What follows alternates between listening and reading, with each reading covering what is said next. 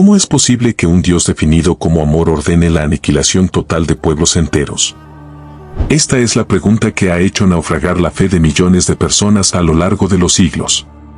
Para muchos, abrir el Antiguo Testamento es como entrar en un campo de batalla lleno de sangre, donde se narran eventos que, a simple vista y bajo nuestra moral moderna, parecen auténticos crímenes de guerra.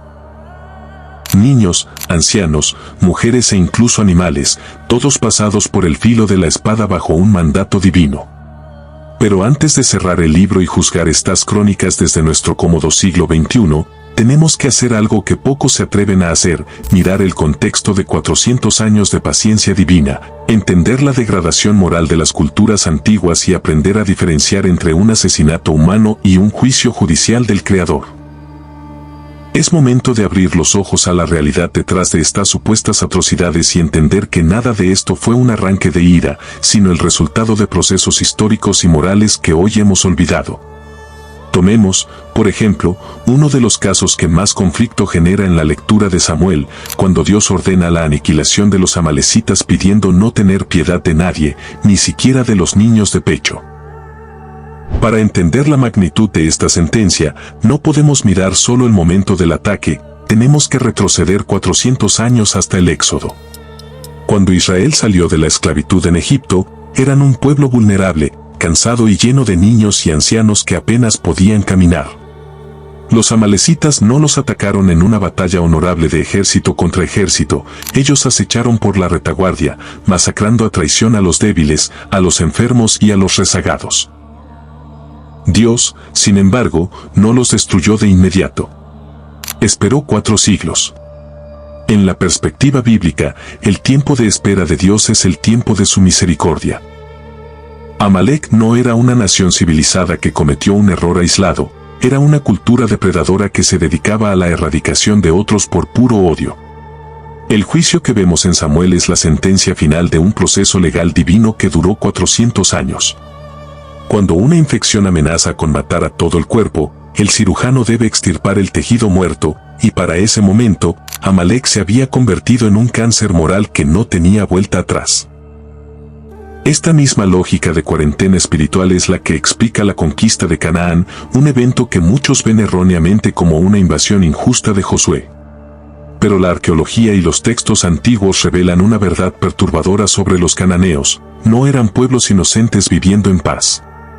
Su cultura era una de las más oscuras y crueles de la antigüedad, centrada en deidades como Moloch y Baal, cuya adoración exigía el sacrificio infantil sistemático. Los padres entregaban a sus propios bebés para ser quemados vivos en los brazos de estatuas de bronce ardientes, mientras el estruendo de los tambores ahogaba los gritos de agonía. Practicaban la prostitución ritual y la bestialidad como actos sagrados, degradando la dignidad humana hasta lo más profundo. Dios ya le había advertido a Abraham siglos antes que sus descendientes no entrarían en esa tierra de inmediato porque aún no había llegado a su colmo la maldad del amorreo. Dios esperó hasta que la degradación moral de Canaán llegó a un punto de no retorno donde ya no había remedio. Israel tenía la misión de traer al Mesías al mundo, y si se mezclaban con una cultura que quemaba a sus hijos, la semilla de la redención se habría corrompido para siempre.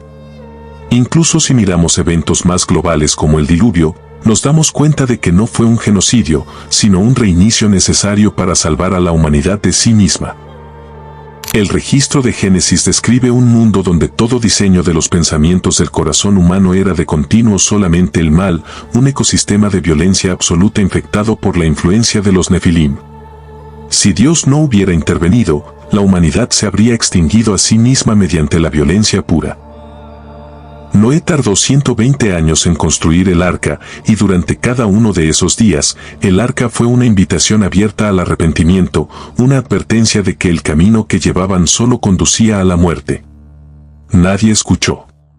Dios no mató a la humanidad, Dios salvó la posibilidad de que la humanidad siguiera existiendo a través de 8 personas, impidiendo que el mal se volviera eterno y absoluto sobre la tierra. Esta respuesta divina ante el abuso institucionalizado la vemos también en Sodoma y Gomorra. A menudo pensamos que su destrucción fue solo por pecados sexuales, pero el contexto nos revela que eran sociedades soberbias que habían normalizado el abuso al extranjero y al necesitado. Cuando toda la ciudad rodeó la casa de Lot para violar a sus visitantes, demostraron que eran una cultura donde el inocente era una presa. Dios prometió perdonar a toda la ciudad si encontraba tan solo a 10 hombres justos, pero no los hubo. La destrucción fue la respuesta al clamor de las víctimas que sufrían bajo una tiranía sin empatía. Algo similar ocurrió en Egipto con la muerte de los primogénitos. Muchos olvidan que 80 años antes de las plagas, Egipto había cometido un infanticidio masivo arrojando a los niños hebreos al Nilo. La última plaga no fue un acto arbitrario, fue el espejo del propio pecado de Egipto. Fue el pago de una deuda de sangre que la nación entera había aceptado al apoyar la tiranía de su líder después de haber recibido 9 oportunidades previas para dejar ir al pueblo en paz. Al final del día, cuando leemos estas historias de corrido, nuestra tendencia humana es ponernos en el lugar de las víctimas y juzgar a Dios desde nuestra limitada perspectiva. Pero el contexto bíblico nos exige ponernos en el lugar de un juez que tiene que presenciar cada violación, cada niño quemado en un altar y cada acto de violencia gratuita durante siglos sin que nadie haga nada. Dios no es un espectador pasivo. Su supuesta atrocidad es, en realidad, su negativa a dejar el mal impune para siempre. La Biblia no oculta estas matanzas porque son el registro histórico de un Dios que se toma la justicia tan en serio que interviene físicamente para detener la podredumbre moral antes de que sea tarde. La gente pierde su fe porque solo ve el acto final, el golpe de la espada, pero si abres los ojos al proceso completo, te das cuenta de que lo más asombroso de la Biblia no es que Dios destruya el mal, sino que aguante tanto tiempo antes de hacerlo. Dios no es rápido para la ira, es lento para ella, pero cuando la copa de la maldad se llena, su justicia debe ser total. Este relato es una invitación a dejar de ver la superficie y entender que la Biblia es cruda porque el mundo es crudo, y Dios es el único con la autoridad para decidir cuándo el tiempo de la gracia ha terminado. Todo lo expuesto aquí no es una cuestión de fe ciega, sino una enseñanza extraída directamente del contexto legal, histórico y cultural de los propios textos antiguos.